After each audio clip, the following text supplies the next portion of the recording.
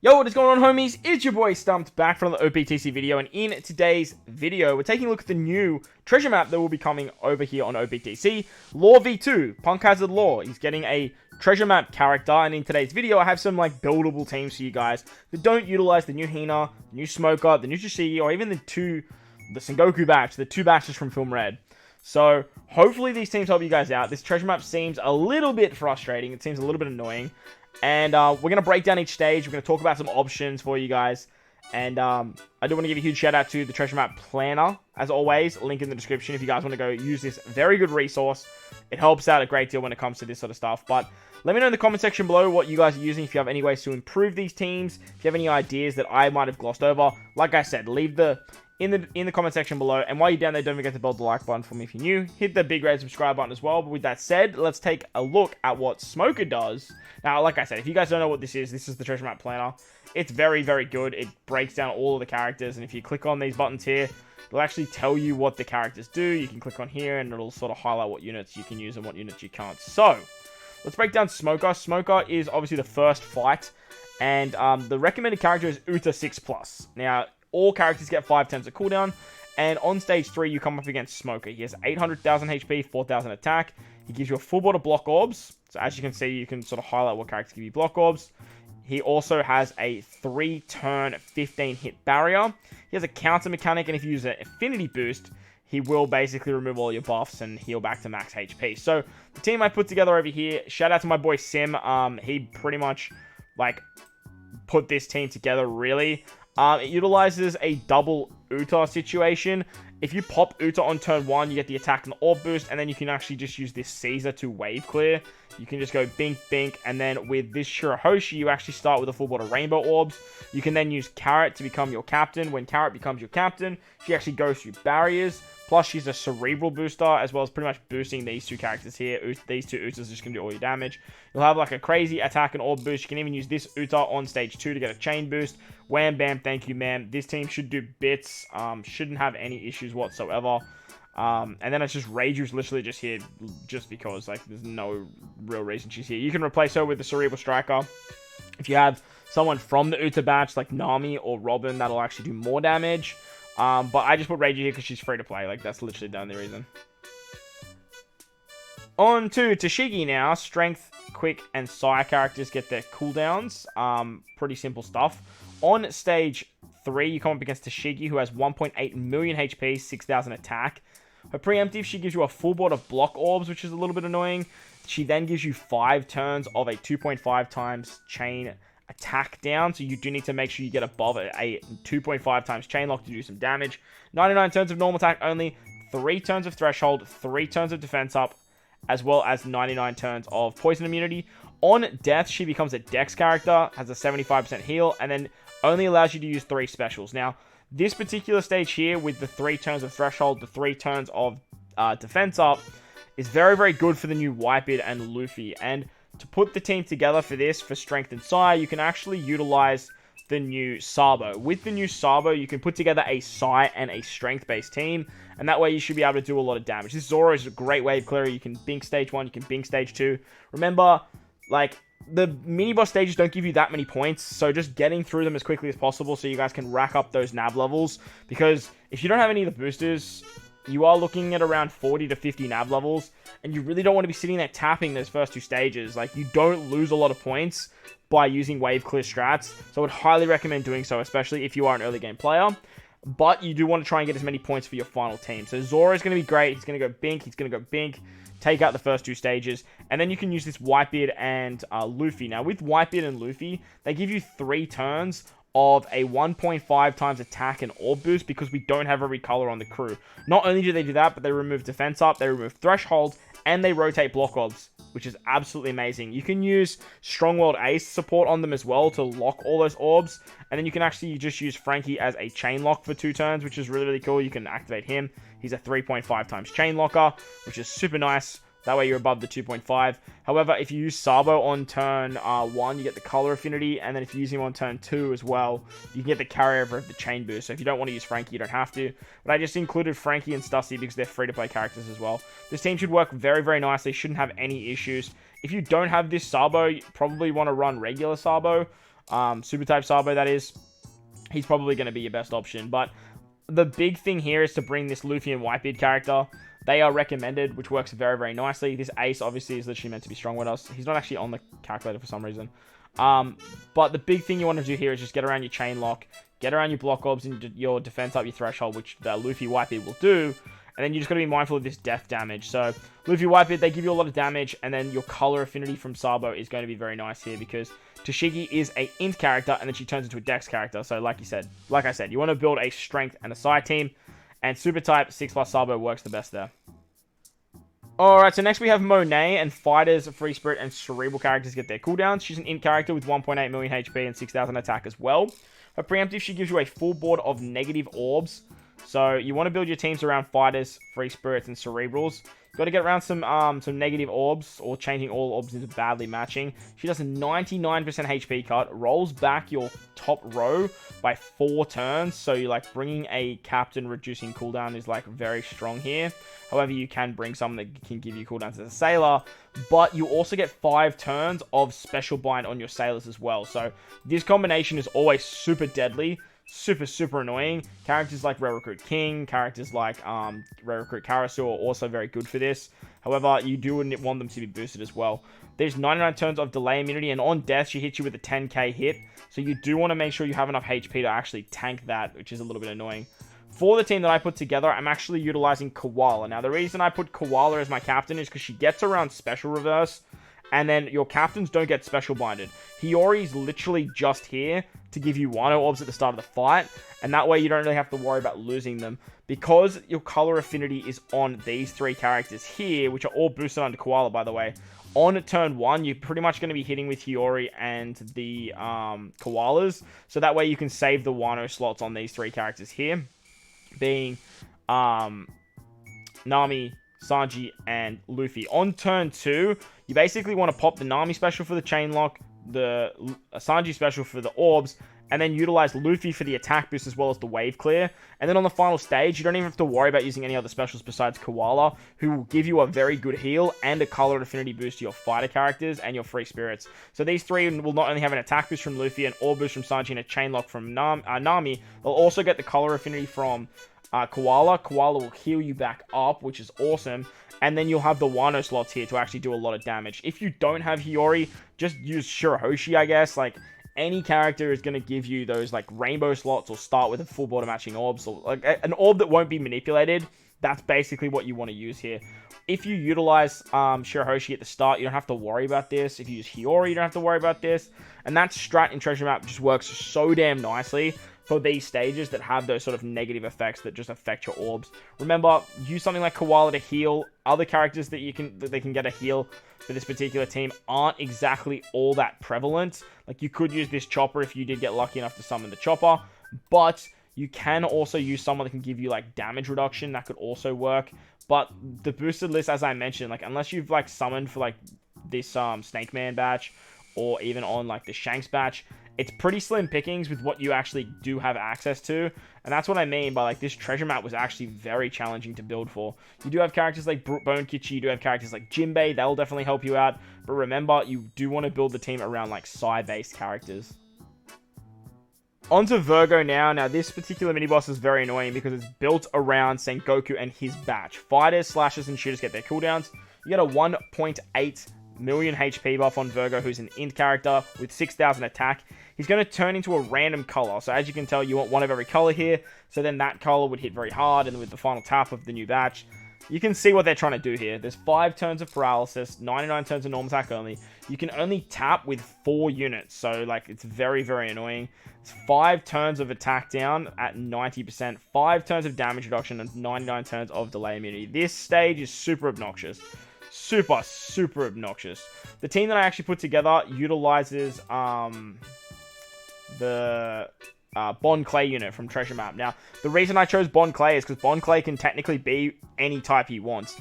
Utilizing Bond Clay means no matter what character Virgo turns into, you can turn into the opposite color and you can bink that motherfucker.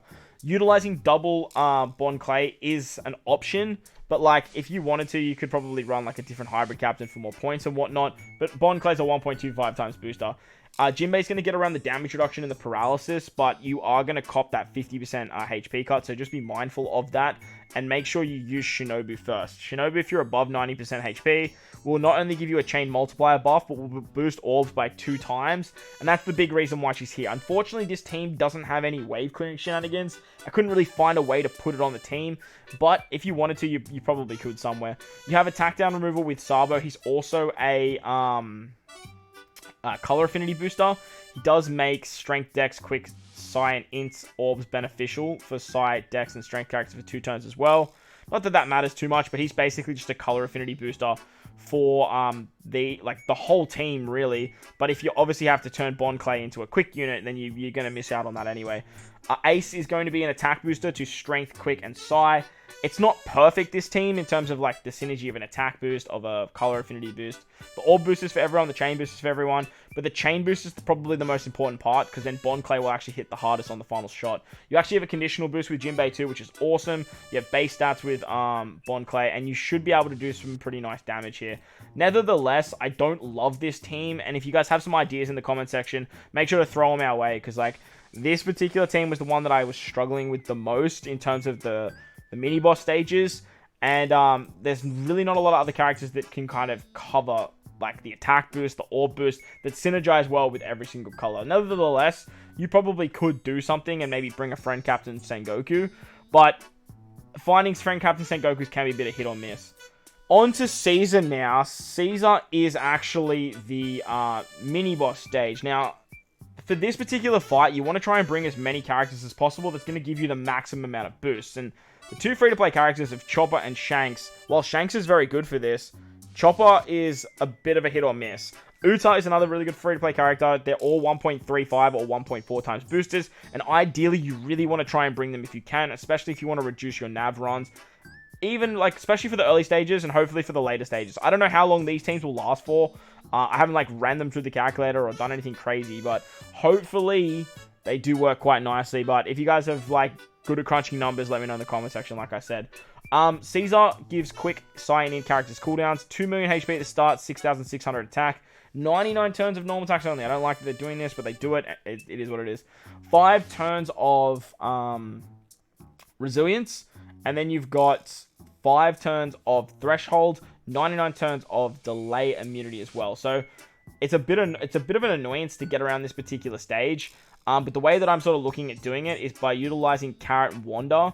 Carrot and Wanda can actually get around the resilience with their end of turn damage. And if you have the limit break expanded, they'll give themselves 3 turns of cooldown, which is great, but you can still get their cooldowns moving into the final stage anyway. Get around the threshold by utilizing the Zoro unit here. However, Carrot Wonder might just burst through that, especially in the early stages. Like, they'll be able to do enough damage, especially if you switch into Carrot, or switch into Wonder, depending on what color this is. You should be able to kill this literally just with a Carrot Wonder special. I don't know how long that will last, but nevertheless, it should work quite nicely, especially if you utilize the Dog Storm support as well. This Dog Storm support will give you an attack boost, literally just for Carrot Wonder. But if you switch, actually, it'll be better. But like, yeah, never mind. Switch with Carrot Wonder, that'll do more damage. On stage 3, though, against Caesar, he has 3.2 million HP. That's an absurd starting point. He gives you 5 turns of Special Blind, 5 turns of Paralysis, 5 turns of Despair, which will go down to 2 after Sockets, 8 turns of Attack Down, which is absurd, and then 5 turns of a 90% Attack Down if you're below a 3.3 times Chain Multiplier, which is very, very annoying. But this is where Shanks comes into play, and if you combine him with Uta, it works quite nicely. There's also 99 turns of Delay Immunity, so bringing Uta, the free-to-play Uta, can work nicely here because she can be a conditional booster as well. So the team that I have put together looks a little bit like this. That's not the team. So because Hina's not in the database, the game kind of wigs out and it doesn't let you show the team. But to get around this, Carrot and Wanda, basically, they're going to be our captain. If you use them on stage 2, they have that end of turn damage. This part right here, 100,000 fixed damage to get around resilience. And they can give some cooldowns, which isn't really the big thing. But stage 2, you can utilize this Zoro, and he'll actually remove Threshold. So 6 turns of that. But like I said, Carrot Wanda should be able to burst through that early stages. And you could bring another, like, point booster instead of Zoro, but he's free to play. He's a 1.25, and I thought he fit quite well here. The only character that's not boosted on this team is actually Chopper. But Chopper's a 1.4 times boost, so you kind of want to bring him. Plus, he can get around Special Seal. So, he's the one that's going to remove the 5 turns of Special Seal. He also gives resistance to Psy characters, which means this Shanks is hitting a lot harder. Downside to this team is Carrot and Wanda don't actually boost Free Spirit. So, all 4 of these characters don't get a lot of buffs. However, your top 2 characters, mainly Hina, is going to be hitting very, very hard. So, that's the idea here. Chopper can remove the special blinds. You can remove the paralysis and the chain. Like, you can give yourself a chain boundary with Shanks. Can't you? Yeah, with Shanks. He'll also give you tandem mobs on the bottom row. He can actually remove resilience, but like, you really don't want to be using him on stage 2. You can use him on stage 2 to get around this, which would work. However, like, you'll then need to bring someone that can get above a 3.3 times chain multiplier on stage, the final stage, which to me is just absolutely absurd. Like, there's only like one character that I can think of that has like a 3.5 times chain lock for this particular team, and that would be this particular Frankie. But I guess he could work. Like, he definitely could, because he can give you a 3.5 times chain lock. Does he get cooldowns though? Yeah, he does.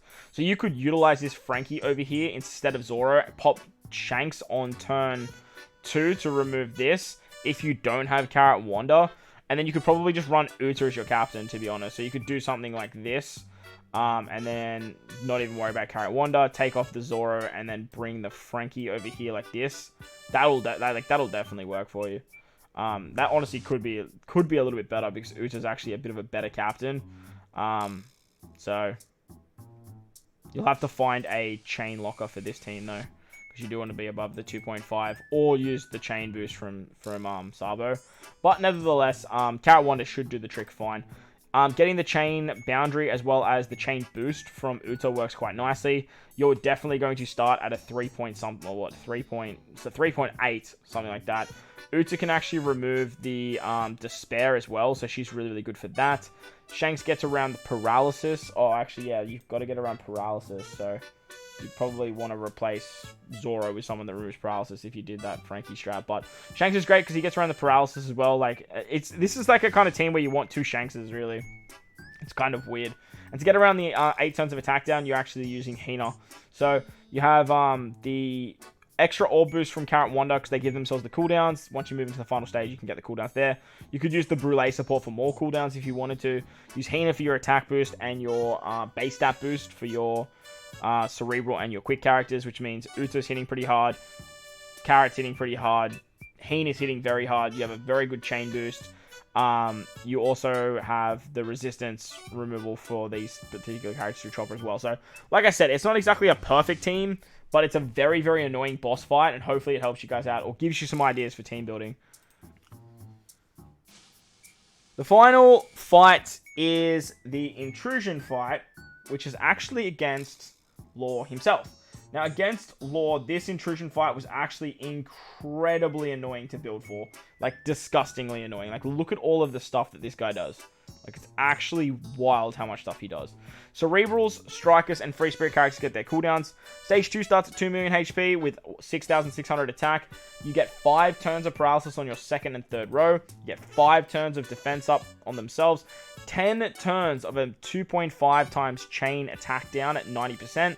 So you really want to make sure you go above 2.5, which is super arrogant because you can't even do like some final shots. 5 turns of blind, which will go down to 2 on your top row. And then there's 10 turns of chain coefficient reduction at 0.1. 99 turns of delay immunity. And then once you hit stage 3 against Law, he's at a chunky 3.5 million HP, 9,600 attack. You get a full board of empty block or bomb orbs. I'm hoping it's like top row empty, middle row block, bottom row bomb. I'm really hoping it's that, but nevertheless, it might not be.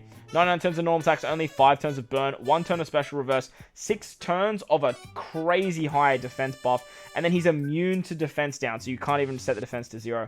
On death, he comes back with 3 turns of a 4 times quick barrier. So you need to hit with 4 quick orbs, but then makes all colored orbs unfavorable, which is disgusting. And then does a 10% heal. So it's not a huge heal, but it's very, very arrogant and it's very, very annoying. So the team that I have put together looks a little bit like this. Now, we do have Izukiko on this team. They're probably, like, not super accessible. Kind of like Carrot Wonder, I guess. But, like, hopefully you guys have picked them up here and there, because they are very, very good. You can use this Perispero over them, though. However, I don't know how long that will last. This particular Perispero, right... Where are you? This one right here. You could use this Perispero. However, like I said, I don't know how long that'll last. And Izukiko have Barrier Pen, which is like trying to get around this barrier was so friggin' arrogant, man. You could use Carrot, like, and just have, like, a non-point boosted unit. But just trying to get around the barrier just honestly had me scratching my head for so long. Uja's our captain because she's a 3.75 captain. 1.2 to quick if you use New Genesis, which is her special. She can also set the defense to 0, which is perfect for this stage. As well as removing the bind. Now that I'm looking at it, though, you can't use her as captain, because if you use her as a captain, you're not going to be able to remove the bind. So we're going to have to use Chopper as our captain. That's freaking annoying. But look, it is what it is. It is what it is. It is what it is. To get around the paralysis on row 2 and 3, we're just going to utilize our Shanks special here. He can also get around this chain boundary effect. Uta is going to give us the chain buff. And basically the combination of Shanks and Uta is just going to take care of this stage. On the final stage, to get around the empty block and bomb orbs, we really want to get Hina's super type. To get Hina's super type, you want an attack boost and a orb boost active, and then she will rotate block orbs. Now, she's not going to do anything with the bomb. She's not going to do anything with the empty orbs. But on Izukiko, I actually have Odin. Now, Izukiko don't get boosted here, but they are on a 14-turn cooldown. When another, I'm pretty sure they have a Sailor, when another slasher or shooter character uses a special, though, they give themselves 1 turn of cooldown.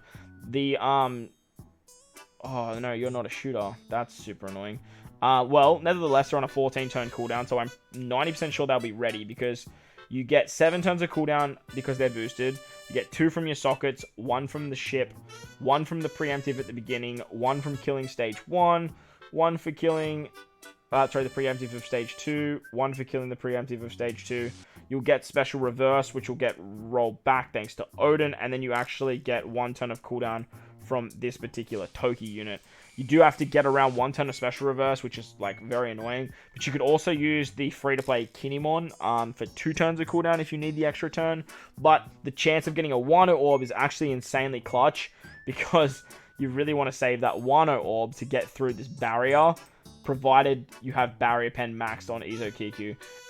Toki is going to be a cooldown reducer and color affinity booster. You get a crazy heal, as well as some resistance stuff with Chopper, as well as getting around the burn.